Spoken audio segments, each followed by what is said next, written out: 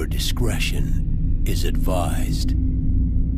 Good afternoon, everybody. Naughty Beaver. I am either the luckiest man alive, or my precognitions of the future are probably second to none on the planet. I'm going to show you why. If you guys haven't seen my show, UVC, the Silent Planet Killer, I'm just going to play you a short clip here. This was put out May 8th, 10 days ago. At brink of war in that region. But again, what most people fail to realize is that just about every war on Earth that's ever been fought was over resource. The Mad Max world. When the gas is gone, when the water's gone, when the food is gone, you either got to become a beggar to the rest of humanity, or you got to start killing your neighbors. Or alternatively, the world starts working together to solve the problem. Now, the show today is on UVC. UVC is a planet killer. It's something we don't ever want to see on the surface, and we'll talk about it right now. So for most people, the UV index, I mean, when you were a kid, what was that? All right. 10 days ago, I put out this article. And again, I'll remind you guys that I don't plan any video I've ever made. When something tells me to do it, I do it. And I think that I understand day by day why something compels me to do it. Now, I'm going to refer back to the government of Canada. What they say, what they said 10 days ago. UVC is extremely powerful. Fortunately, it is completely absorbed by the ozone layer and never reaches the Earth's surface. Now, I referred to you guys Mr. MBB333 on his channel, and he was showing you guys UVC levels. There shouldn't be a measurement of UVC. And I cannot overstate the danger that if any of it touches the Earth, it will sterilize the planet. There's no maybe, there's no next year, there's no later. It does or it does not. Okay, that's like me asking you to walk into Chernobyl. You may not have secondary problems from doing that. You will die. Now look what comes out today. Unpopular science. The world agreed to ban this ozone killer years ago, but it looks like someone is making more. CFC-11 isn't leaving the atmosphere as quickly as it should. And I gotta read the article. Of all things in the world for me to be talking about, and 10 days later, this pops up. The ozone layer has made an impressive recovery in the last 30 years, but that has never been a foolproof plan. A new study published in the journal Nature on Wednesday illustrates a shocking spike in emissions for an ozone-depleting chemical banned by international treaty decades ago. The culprit who is generating this pollutant is still unknown and at large. We were shocked, no doubt, says Stephen Monska, a scientist with the National Oceanic and Atmospheric Administration, or NOAA, which is what I refer you to many times looking at the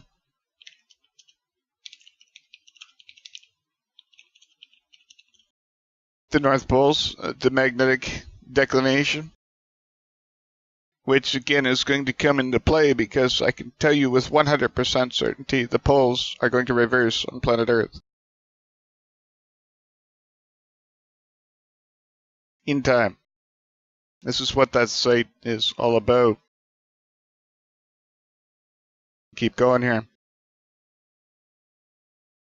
The chemical CFC-11 is part of a class substance called chlorofluorocarbons, once hailed as a pinnacle of 20th century industrial chemistry.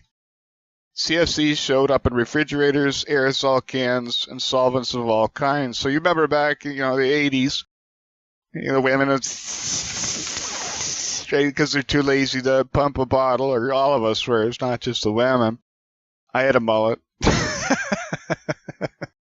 They were everywhere, like some sort of miracle compound specifically designed for modern consumerism. And there was the government all the way, being told by the lobbyists, I'm sure, it was a miracle product. I'm having a sip of my coffee because that's truly a miracle product. Then scientists started realizing that CFCs were widening a gaping hole in the Earth's ozone layer, an essential shield for life on this planet against the sun's harmful ultraviolet radiation. CFCs, chlorine molecules, initiate ozone-destroying chemical reactions and allow UV radiation through the surface. The world came together in 1987 to sign the Montreal Protocol, a pact that effectively banned all ozone-depleting substances, including CFCs, signed by every nation in the United Nations. What's the problem there? Name the two biggest nations in the world that didn't. You're looking at China. It is just the number one culprit. India probably right behind it. I can't say I have to do my homework.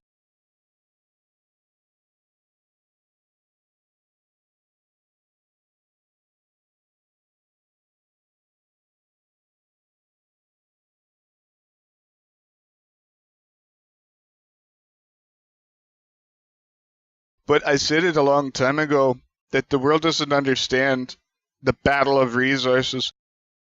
Canada is an armpit of population compared to the rest of the world. One of the largest countries on Earth with a population of maybe 40 million.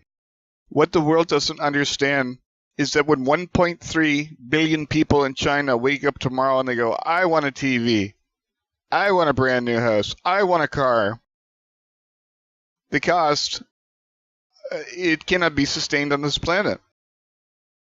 The destruction that America's throwaway culture has already caused, we know that the rest of the world can't do that. It's not, I'm just picking on one country, but, pound for pound, there's no bigger waster on the planet than America. In terms of population, Canada is the worst offender for pollution. But we live in such a vast country that trying to transit the thing is just crazy. On being fuel efficient, we should have trains, ultra-high-speed rails that can ship. Things that we know we should have had a long time ago, and the technology already exists. America's got tunnels that crisscross the entire continent, moving Mach speeds just to move the government around the military. But where's the people? Where's their train? Why fly in the air and destroy the atmosphere? And you take a bullet train at Mach 9 on a mag rail, travel 9,000 kilometers an hour, or whatever these things supposedly could do. It changed the world. Cheap, incredibly fast, virtually pollution-free. No, you don't see it. The Montreal Protocol is famous for being the world's most successful environmental treaty, says Jerwood Zelke, the founder and president of the Institute for Governance of Sustainable Development. It's done more than any other treaty to protect the climate. It's the climate system for disaster. It's the only defense humanity has to live.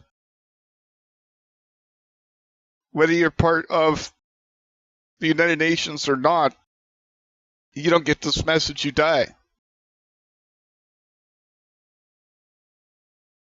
That's part of the reason the new nature study is so jarring. It's a clear indication of the treaty's violation. Whether that's intentional or accidental is still unclear, but it nevertheless puts the Montreal Protocol's parties on high alert.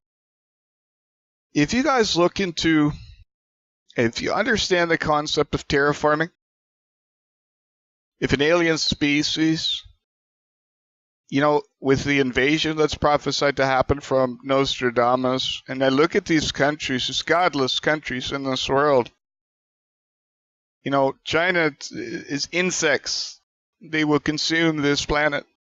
It's not to say there's no Christians over there, but they don't care. They do what they're told. Just like the Great Wall of China, you don't listen, you'll be mortar for the base of the wall. And that's what people don't understand. The Antichrist comes from Asia. If you don't believe me, I'll show you a little passage here from Nostradamus. I'll pull it up here. Right here. Long awaited never returns in Europe. One from the great Hermes in Asia appears and grows over all the kings of the East. That Nostradamus passage, what he's saying is everybody's pointing the fingers at the Antichrist. being Obama, Donald Trump, Vladimir Putin.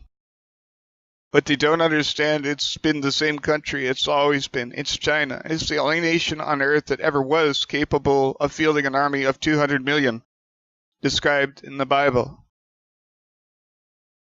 The Pope Francis is abandoning Christianity. His bishops in China, he's giving China the will. If you take away God, your government will do whatever you want, and nobody will protect you. That's the simple of all of it. And I'm getting political in my old age, but I understand what's happening in the future. Nostradamus, in that passage about that is the Antichrist. That's one of the three. It's something I'll go over in time. The Antichrist is a trilogy. A godless church, a godless country, and Satan himself. I've done my homework, and everything is happening exactly as it was foretold. I'm going to keep going here. We're happy to see this paper come out, says Susan Strawn, an atmospheric scientist from NASA's Goddard Space Flight Center who is not involved with the study. It appears somebody is not complying with the Montreal Protocol. That's something we all need to be concerned about because we want ozone levels to recover. Well, no shit. CFC-11 was specifically used in foam building installations and applications made before the 1990s. While CFC-11 is no more dangerous to the ozone layer than other chlorine-containing chemical species, it's the second most abundant CFC. It has 3 chlorine molecules instead of the usual 2, conferring it with a longer lifespan, around 52 years, than most other ozone-depleting chemicals. It's also a greenhouse-capable gas capable of contributing to climate change. Like other CFCs, concentrations of CFC-11 in the atmosphere have dramatically decreased since the treaty went into effect in 1989, abating by as much as 15% since hitting high peak levels in 1993. CFC-11 production was supposed to be completely eliminated by 2010. It's 2018, people. NOAA scientists have made regular measurements of the air since the late 70s, as mandated by the Clean Air Act. And during those observations, Monska's group found that while CFC-11 levels in the atmosphere are still declining, they're not shrinking as fast as they should. New emissions are slowing that decline down. Emissions have climbed by a staggering 25% since 2012. For a chemical that's not supposed to exist on planet Earth.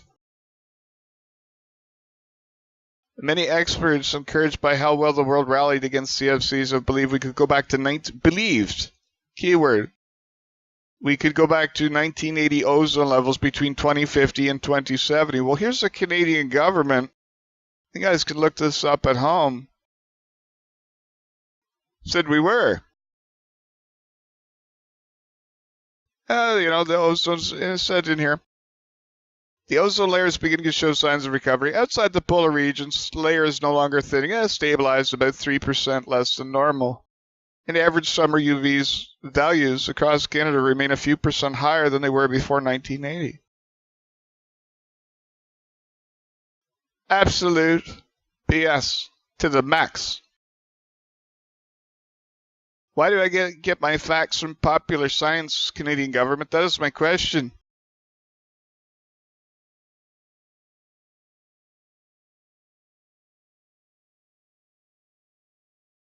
This new enhancement by itself isn't going to change ozone depletion by much or at all. However, what will change it significantly if these emissions were to be sustained in the future. We want to go for quick healing in the ozone layer so the damage doesn't persist and we don't suffer that 10-year lag in ozone recovery date that might be realized if these emissions don't go away. Based on analysis of CFC-11's interactions with other gases, the researchers believe the source is in Eastern Asia, but that's as narrow as the search beacon CNA Go. I think a typo. Search beacon can't go, Popular Science, you messed up. Strahan hopes the new results might persuade NASA to conduct an aircraft mission that flies over the region. because we can go and measure the stuff in the atmosphere and see if there are higher levels. All the money the governments in this world waste chasing terrorists that are a one-shot wonder, and this is international terrorism at its finest, and the world doesn't even know about it. But it's baffling that a country would knowingly violate the treaty. The reason the ozone layer is getting better, says Strand, I had to sip my coffee and calm down here. Beaver's getting fired up. Is because the world is complying with the ban on CFC production. There are plenty of replacement compounds. I don't know why someone needs CFC 11. That really doesn't make sense. I don't have an explanation for that. You know, you look at developing nations, is what I'm saying. That, you know, America, North America, we made our mistakes. We've developed now and we realize that the things that we've done that we shouldn't have done. But the problem is who are we to tell the rest of the world, you can't do that now. You can't have a nice car and a house, because if all 1.3 billion people of China have a nice house and a nice car, it'll destroy the world. Well, why don't we develop better technology? We will, but we're not going to give it to China. So what does China have to do? The old way. This is the fallacy that we live in this world. If the Montreal Protocol fails, the world will fail. The climate system will fail. I had to add one last piece to this show here. I want you guys to look at an acronym. It's called NIMBY. It means not in my backyard. This is something that everybody on Earth has to understand. If American companies, Canadian, British, Australian, want to make cheap products, to bypass the treaty, they go to nations that aren't in it and make those products in those nations and bring them back home. You find out any product that requires CFCs in its production, and I guarantee it, you will find it being produced in China or third world countries. That we don't have the right to just blame that country.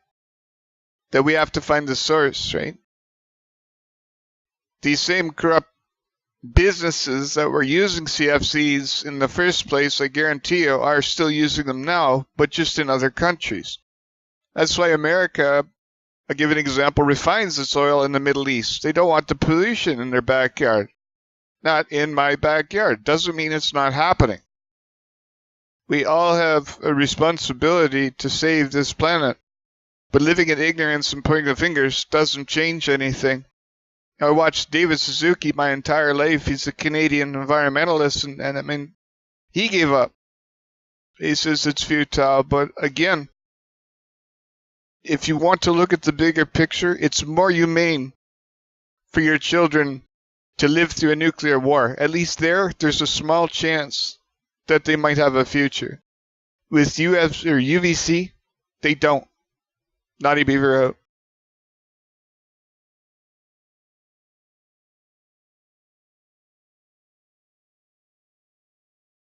Helpy prophecy states that World War III will be started by the people who first received the light. China, Palestine, India and Africa. When the war comes, the United States will be destroyed by gourds of ashes which will fall to the ground, boiling the rivers and burning the earth, where no grass will grow for many years, and causing a disease that no medicine can cure. This can only mean nuclear or atomic bombs. No other weapon causes such effects. Bomb shelters will be useless, for those who are at peace in their hearts already are in the great shelter of life. There is no shelter for evil.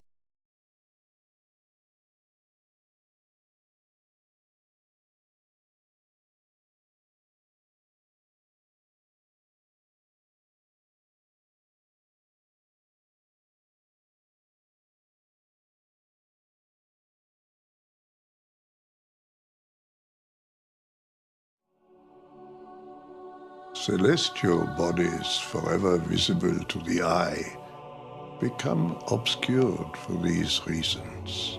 body, forehead together. Meaning becomes invisible as the sacred prayers diminish.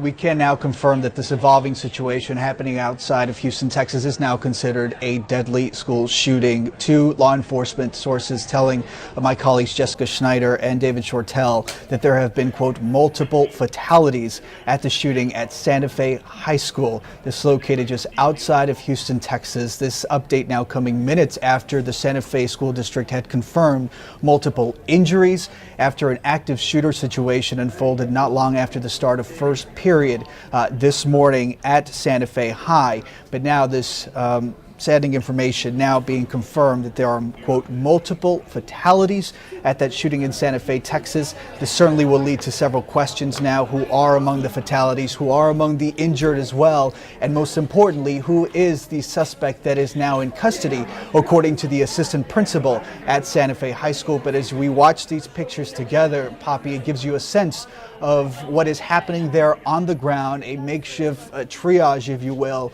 that's been set up at the entrance of Santa Fe High. As far as the rest of the campuses, about 3 others there, I'm told that operations have resumed as they investigate what is now considered a deadly school shooting. Again, this would be the 22nd this year in the United States.